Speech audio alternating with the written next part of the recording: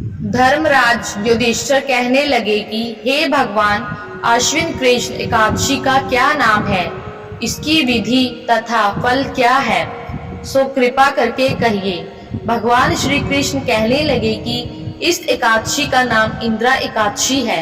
यह एकादशी पापों को नष्ट करने वाली तथा पितरों को अधोगति से मुक्ति देने वाली होती है।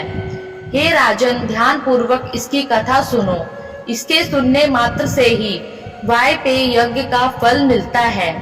प्राचीन काल में सतयुग के समय में महिष्मती नाम की एक नगरी में इंद्रसेन नाम का एक प्रतापी राजा धर्म पूर्वक अपनी प्रजा का पालन करते हुए शासन करता था।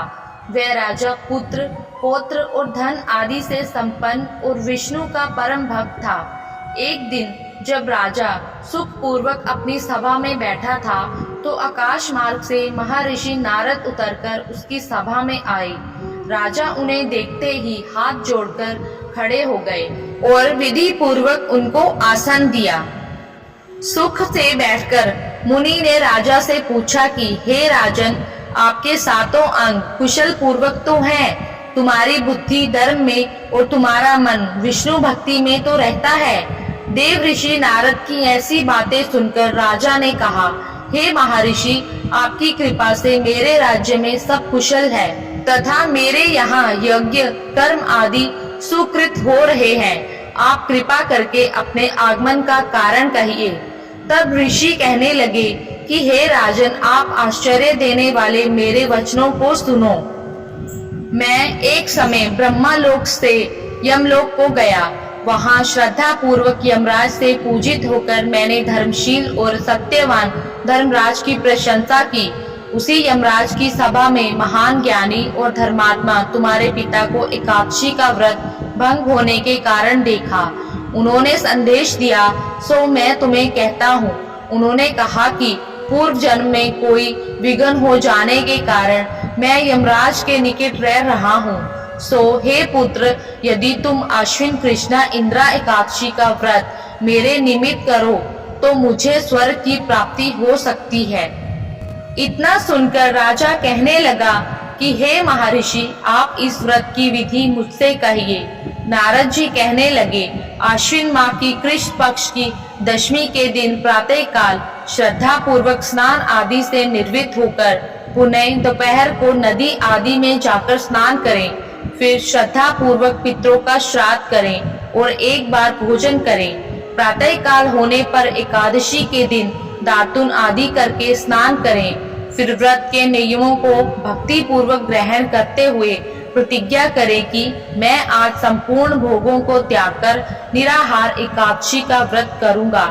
हे अच्युत, हे पुंडरीकाक्ष, मैं आपकी शरण हूँ, आप मेरी रक्षा कीजिए। इस प्रकार नियम पूर्वक शालिग्राम की मूर्ति के आगे विधि पूर्वक श्राद्ध करके योग्य ब्राह्मणों को फलाहार का भोजन कराएं और दान दक्षिणा दें। पितरों के श्राद्ध से जो बच जाए उसको सूंघकर गौ को दें तथा दूध, दीप, गंध, पुष्प, नैवेद्य आदि सब सामग्री से ऋषिकेश भगवान का पूजन करें। रात में भगवान के निकट जागरण करें। इसके पश्चात द्वादशी के दिन प्रातः काल होने पर भगवान का पूजन करके ब्राह्मणों को भोजन कराएं। भाई बंधुओं, स्त्री और पुत्र सहित आप भी मौन होकर भोजन करें। नारद जी कहने लगे कि हे राजन, इस विधि से यदि तुम आलस्य रहित होकर इस एकादशी का व्रत करोगे तो तुम्हारे पिता अवश्य ही स्वर्ग लोक को जाएंगे।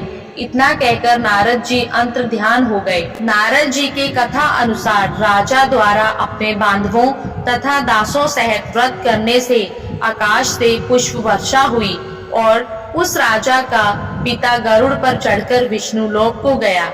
राजा इंद्रसेन भी एकादशी के व्रत के प्रभाव से निष्कंटक राज्य करके अंत में अपने पुत्र को सिंहासन पर बैठाकर स्वर्ग लोक को गए। हे युधिष्ठिर, यह इंद्रा एकादशी के व्रत का महात्म्य मैंने तुमसे कहा।